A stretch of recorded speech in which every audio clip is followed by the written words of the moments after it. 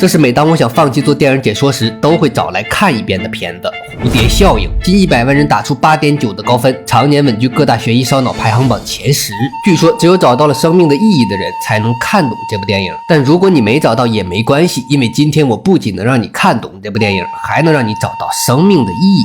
虽然这是一部不太怕剧透的电影，毕竟光结局就有4个，但是出于对电影和还没有看过原片的朋友的尊重，咱们还是老样子，先讲一遍电影剧情，然后再进行深度解析，赶时间的直接往后跳。电影最开始先是出现了一段话，纵使细微如蝴蝶之古意，也能造成千里外之台风。这段话来自混沌理论，什么意思呢？就是说假如有一只蝴蝶在巴西雨林扇动了一下翅膀，就有可能引起2个星期后的一次海啸，也就是所谓的蝴蝶效应，通常用来比喻一件表面上看起来毫无关系非常微小的事情，很可能带来巨大的改变。这里我们需要记住的是，蝴蝶效应既是本片的片名，也是本片的主旨，整部电影都是围绕着它来讲的。紧接着电影的第一个镜头就是一个小伙突然冲进了一间房间，他似乎正在被什么人追捕，把门挡上后就赶紧拿起笔和本子，躲在桌子下面写下了一封信，内容是：如果有人看到这封信，表示我的计划失败了，我已不在人间，但如果我能回到这件事的开端，或许我就能救他。接着画面一转，时间回到了13年前，此时的男主埃文还是个年仅7岁的小学生，因为父亲患有精神病，在他很小的时候就被抓走了，所以他一直跟着母亲相依为命。这天埃文妈刚把埃文送到学校，老师就火急火燎的找到他，非要给他看一样东西。原来在昨天的绘画课上，老师让同学们画出自己未来想做什么，可埃文画的却是如此血腥的场面。而更离奇的是，事后老师问他为什么画这些，埃文却表示自己完全不记得。看着儿子画的这幅画，埃文妈非常后怕，于是当天晚上就带着埃文去看了心理医生。因为埃文的爸爸就有经常失忆的毛病，后来越来越神的就成了神经病。但万幸的是，检验结果显示埃文的大脑没什么毛病。医生建议让埃文回去把做过的事儿都写成日记，这样有助于检验他的记忆。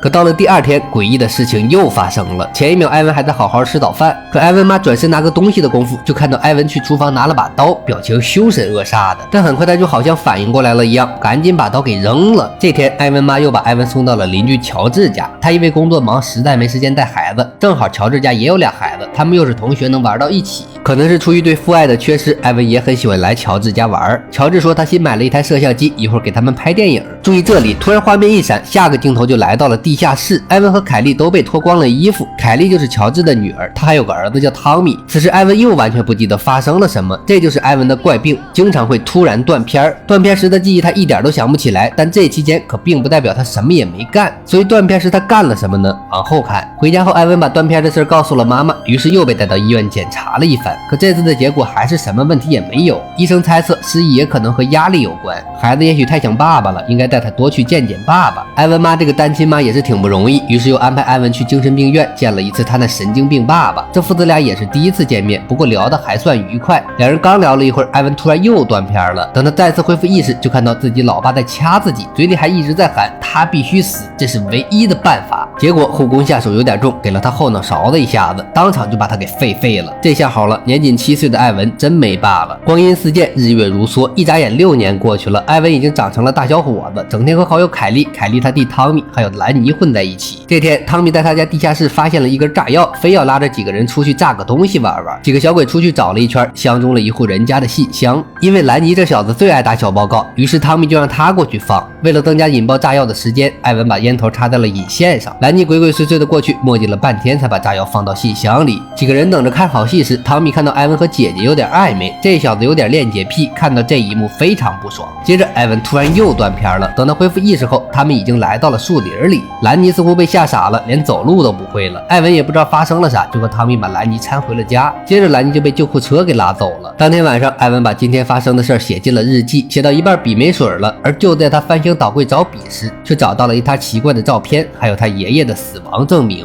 原来他爷爷和他爸一样，也是个神经病。从这以后，兰尼就不跟他们几个玩了。这天3人去电影院看《七宗罪》，埃文想知道那天到底发生了啥，但汤米却抓着他非常严肃地说，那件事以后谁也不要再提。汤米这小子有点暴力倾向，从来都是一言不合就动手，埃文也不敢惹他。看完电影后，凯莉明显有心事儿，埃文问他怎么了，原来那件事过后，他回家就被爸爸揍了一顿。埃文安慰了凯莉一会儿，然后2个热血青年就亲到了一起，而这一幕正好被汤米看到了，他一个激动就和旁边的人打了起来，给2人都看傻了。发生了这件事后，艾文妈认为自己儿子身边没一个好人，于是就开始看房准备搬家。在艾文搬走的前几天，他偷偷找到凯莉，两人一起背着汤米找到兰尼，想最后再一起聚一次。在听说汤米没来后，兰尼才同意出去。几个人边聊天边在树林里溜达，走着走着突然发现前面有烟，他们过去一看，发现是汤米把艾文家的狗抓住了，要把狗烧死。艾文冲过去要救狗，汤米拿起根木棍就抡了出去，结果这一下没打到艾文，却把凯莉打懵了。而等艾文想再冲过去救狗时，啪一下他又断片了。等他再次恢复意识时，发现自己好像被揍了一顿。凯莉正坐在他身边哭，狗已经被烧死了，汤米也不见了，兰尼正傻站在那儿一动也不动。很快艾文一家就搬走了。离开那天凯莉来送他，艾文没来得及和凯莉告别，车就开走了。他只能匆匆的在纸上写道：我会回来找你。时间荏苒，光阴如梭，一晃7年过去了，艾文已经长成了一个帅气大男孩。而这7年他再也没发生过断片事件。为了研究自己为什么总是断片，他大学主修了心理学，属于那种品学兼优的好学生，深受老师待见。这天为了庆祝7年没断片，他邀请室友去酒吧 happy 了一晚，回来时还带了一个妹子。可就在他转身去拿啤酒的功夫，妹子就钻到床底下，把他写的日记本翻了出来。艾文说这可不能看，可他越不给看，妹子就越要看。为了幸福，艾文只好妥协。他随便翻了一页读了起来，这段正好是汤米烧狗那天的事儿。然而读着读着，日记本上的文字突然开始剧烈颤抖，然后他嗖的一下就穿越到了烧狗那天。注意，这里是第一次对艾文小时候突然断片的事儿进行了解释，也就是他小时候每一次断片都是未来的他读了关于当天的日记，意识突然穿越了回去。因为这次机缘巧合，艾文终于知道了汤米烧狗的经过。回到现实后，艾文惊魂未定，一头雾水。为了证实这件事是不是真的，第二天他赶回老家找到兰尼，再次向他询问了烧狗事件的经过。自从那次烧狗后，兰尼就得了自闭症，整天把自己关在房间不出去。看到艾文来了，兰尼情绪非常激动，但从他的描述中，艾文已经可以确定那天发生的事和他穿越回去看到的一模一样。发现自己有这种能力后，艾文回到宿舍就迫不及待的想再试一次。他太想知道他们玩炸药那天发生啥了。找到那天的日记，读了几句文字就又开始颤抖，接着他就穿越了回去。因为回来的太突然，他嘴里的烟自己掉了，他也没发现。此时炸药还没有被引爆，其他人正聚精会神地盯着远处的细箱。过了一会儿，烟头烫伤了他，然后他就看见一个女人抱着孩子走向了细箱，而下一秒炸药就炸了。回到现实后，艾文还发现了一件更神奇的事，那就是他的肚子上多了一个被烟头烫伤的疤痕。他清楚地记得这疤之前没有，所以也就是说，他穿越回去那么一小会儿所发生的事儿，能影响到现实世界的他。这天晚上，艾文约妈妈一起吃晚饭，他向妈妈问起了他爸的事儿，但艾文妈似乎有什么顾虑，话说到一半就不说了。吃完饭，两人又去算了一卦。艾文本来是不信这些的，但当算命的说艾文不应该来到这个世界，他没有灵魂时，艾文妈却当真了。原来在艾文之前，艾文妈还有过2个宝宝，但最终都流产了。为了搞清楚小时候在凯莉家地下室发生了什么，艾文辗转打听到了凯莉的地址，大老远的跑过去想问问那天的事儿。此时的凯莉过得很不好，父母离婚后，他就跟着变态父亲生活。长大后他就搬了出来，只能靠当服务员谋生。看到艾文来找他，凯莉很高兴。可当他听到艾文问那天发生的事时，却当场翻脸和艾文吵了一架。艾文一脸懵逼，也不知道到底咋了，因为那天的事他真的一点都不记得。结果第二天他就收到了凯莉弟弟的留言，凯莉昨天晚上自杀了。听闻这个噩耗，艾文当时都傻了，但他也大概猜到了当初在地下室发生了啥。再联想到他穿越回去被烟头烫伤，现实的他身上却多了个疤的事儿，他似乎想到了一个能救凯莉的办法。于是他找到地下室那天的日记，读了几句就穿越了回去。这里正好对应了艾文小时候去凯莉家时在院子里断片的事儿。接着乔治把他们带到地下室，开始给他们讲所谓的电影情节。此时的艾文已经能确定一会儿会发生什么，他让凯莉把耳朵捂住，然后以大人的口气对乔治说：你接下来的行为会害死你的女儿，如果你不想以后后悔，不想毁掉你可爱女儿的一生，就不要再对凯莉做任何龌龊的事儿，好好管管你那有暴力倾向的儿子。艾文这番话确实起作用了，因为等他再次醒过来，却突然出现在了凯莉的宿舍，他的生活完全被改变了。接着艾文脑中快速闪过了他的一生，然后就流了鼻血。原来他穿越回去对凯莉父亲说的一番话，直接改变了凯莉的生活，从而也改变了他的生活。此时的他和凯莉都上了一所不错的大学，两人青梅竹马，郎才女貌，如胶似漆。他也不再是品学兼优的好学生，而是成了出了名的纨绔子弟。反而是凯莉的弟弟汤米，因为艾文的一番话，让他是从小备受变态老爸的照顾，简直是吃尽了苦头。但有暴力倾向的毛病是一点没改，据说现在还在看守所关着呢。不过现在这小日子，艾文可太满意了，一天天的就是吃喝玩乐。可好景不长，这天晚上汤米突然来了。这小子前几天被放了出来，第一件事就是来找艾文算账，两人一言不合就打了起来。结果艾文一个没注意，直接把汤米给打死了。这下倒好，好日子还没享受几天呢，艾文直接进了监狱。像他这种小白脸进了监狱那还有好，刚进来第一天就被好几波人盯上了。为了改变现状，艾文让妈妈把他的日记本带了进来，可惜还没等他看，日记本就被人抢走了。但他拼死扯下来了几页。为了得到室友的帮助，艾文给室友表演了一项绝活。他利用仅有的几页日记回到了小时候那节绘画课上，画完画后，他把双手摁在了钉子上。不出意外，等他回到现实后，手上凭空出现了2个疤痕。这一场面震惊了室友，也得到了室友的支持。接着，艾文来到抢他日记本的人的宿舍，假装要给他们服务，然后趁机废了其中一个光头。接着，室友冲进来，把另一个也给废了。艾文拿到日记，赶紧翻开读了起来，然后他就穿越回到了烧狗那天。此时，他和凯莉刚把兰妮叫出来，还没有遇到汤米。他找了一块废铁交给兰妮，叫他一会儿一定要把绳子割开，然后几人就找到了正要烧狗的汤米。这次汤米还是当头一棒打晕了凯莉，但艾文这次并没有来硬的，而是晓之以理动之以情的开导汤米。眼看汤米已经被说服把狗放了，可这时兰妮却突然出来，直接给了汤米一下子。再次回到现实，这次艾文又改变了现状，可是这次除了他，其他人过得都很不好。烧狗那天，兰妮误杀了汤米，被当成神经病抓走关了起来。凯莉因为从小被毁容，一直不招人待见，长大后自暴自弃成了妓女。艾文想不明白，他已经有了这种能力，为什么生活却越来越糟。于是他找到小时候和父亲见面那天的日记，穿越回去想问问父亲他该怎么补救，可他的父亲却说根本没有办法补救，改变一个人必然会摧毁一个人。 You can't play God, son.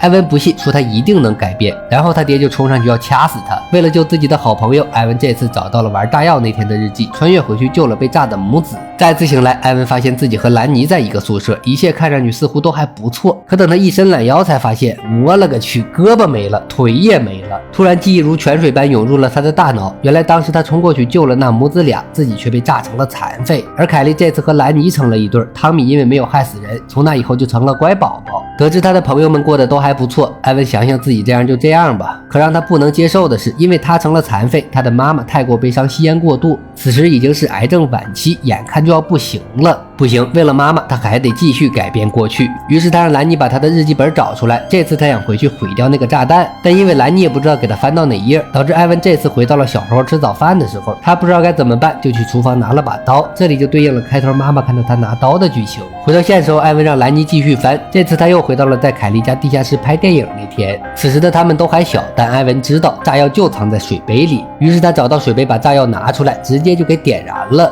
结果当场就把凯莉给炸死了。回到现实，这次艾文被关进了精神病院，其他人都还不错，但凯莉却永远消失了。不行，还得继续改变。艾文找到医生想要他的日记本，但医生却说你怎么跟你爸一样，一直向他要他从来没有的东西。原来艾文这次一直被关在精神病院，从来就没写过日记。不过听说他爸似乎不用日记，用别的东西也能穿越回去。于是艾文让妈妈带来了家里的录像带，然后他趁其他人不注意偷偷溜了出去。这就有了电影最开始艾文冲进一间房间，在纸上写下如果有人看到这封信，表示我的计划失败了，我已不在人间，但如果我能回到这件事的开端，或许我就能救他。接着他打开录像机，看到了他妈即将生产的画面，一瞬间艾文回到了妈妈的肚子里。不过此时的他已经想好了，一切的一切都是因为他，如果没有他，其他人一定都会很好，所以他打算自己勒死自己，永远不要出生。如他所愿，这次他的亲人朋友过得都很好。妈妈后来改嫁，又生了一个宝宝。兰妮无忧无虑，快快乐乐的长大。汤米和凯莉没有受到变态老爸的虐待，最终凯莉也找到了自己的爱情，结了婚。而所有人都不知道的是，有一个叫艾文的人，曾经对他们来说是生命中最重要的人。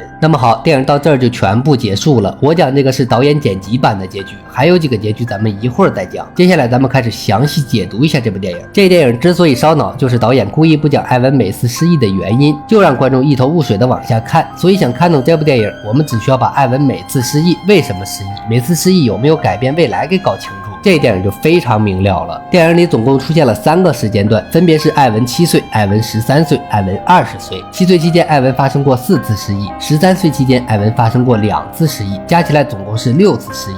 他们分别是教室绘画事件、厨房拿刀事件、地下室录像事件、精神病院见爸爸事件、路边炸信箱事件以及小树林烧狗事件。整部电影中，艾文一共穿越了9次，这9次穿越又分为3种类型。第一种穿越是记忆重现，只是单纯的回到失忆场景，找回了当初丢失的记忆，没有改变自己，也没有改变未来。第二种穿越是改变自己，只是回到失忆场景，通过一些手段在自己身上留下了印记，但并没有影响历史发展。第三种穿越就是改变历史了，这种穿越艾文通常会做出比较重要的决定，导致他后面整个人生发生天翻地覆的转变。也只有在这种穿越类型下，艾文才会狂流鼻血，这是因为无数记忆瞬间重组，导致脑部压力太大了。那么好，搞清楚了艾文的穿越规则，咱们再来看每次穿越就会特别清晰。第一次穿越回到的是第6个事件，小树林烧狗事件。因为是第一次，他是比较懵的，什么也没做，只是单纯的找回了记忆，所以属于记忆重现。第二次穿越回到的是第5个事件，路边炸信箱事件。这次艾文还是比较懵，意外掉落烟头烧伤了自己，所以这次属于改变自己。第三次穿越回到的是第3个事件，地下室录像事件。因为这次穿越艾文的目的是很明确的，他要拯救自己心爱的人凯莉。这次艾文很明确的警告了凯莉的爸爸，导致后面每个人的人生都发生了改变，所以属于改变历史。这6个细节，艾文醒来后发现自己成了花花公子，在洗手间遇到了一个女孩，这个女孩就是艾文改变人生之前在酒吧和他们起冲突的人之一。这个细节表明，改变历史造成的影响是无法估量的，也许每个人的人生都发生了改变，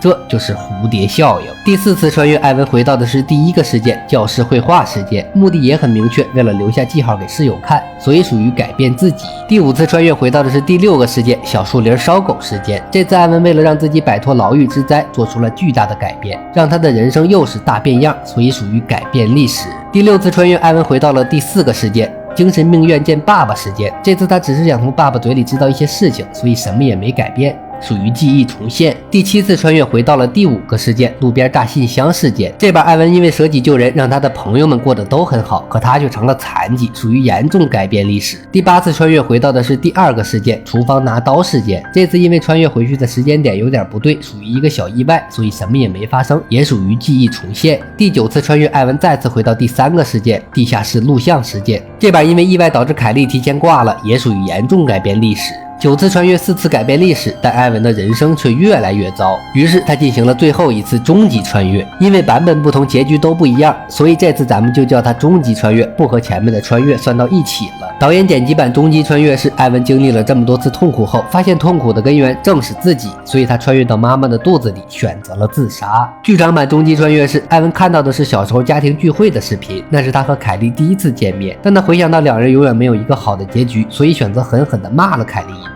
回到现实后，艾文还是和兰妮一个宿舍，但兰妮甚至没听过凯莉的名字，也就是说这次凯莉从来没在他的生活中出现过。艾文觉得这次应该没问题了，就和兰妮一起把他所有的日记、照片、家庭录像都给烧了。而在剧场版中还有3个不同的结局。第一种是多年后艾文和凯莉擦肩而过，两人都仿佛有感应注意到了对方，但也只是看了一眼就各走各的了。第二种是多年后艾文和凯莉擦肩而过，两人都仿佛有感应注意到了对方，这次艾文偷偷跟上了凯莉。第三种是多年后艾文和凯莉擦肩而过，两人都仿佛有感应注意到了对方，这次艾文大胆的和凯莉打招呼，还叫出了她的名字。最后艾文约凯莉一起去喝了咖啡。那么好，几种结局讲完，这电影基本上就讲透了。关于这部电影，我还想最后再说一句，其实我们每个人应该都曾幻想过，如果能回到人生中的某一次重要事件，做出不同的选择，我们现在的生活会不会更好？而这部电影已经很明确地告诉我们，不会，我们现在的生活就是最好的生活。所以与其纠结过去，不如珍惜当下，因为现在的一切就是最好的安排。好了，又到了要说再见的时刻，我是罗辑，一个重度电影解说爱好者。最后请允许我用一句英语来结束本期视频，拜拜。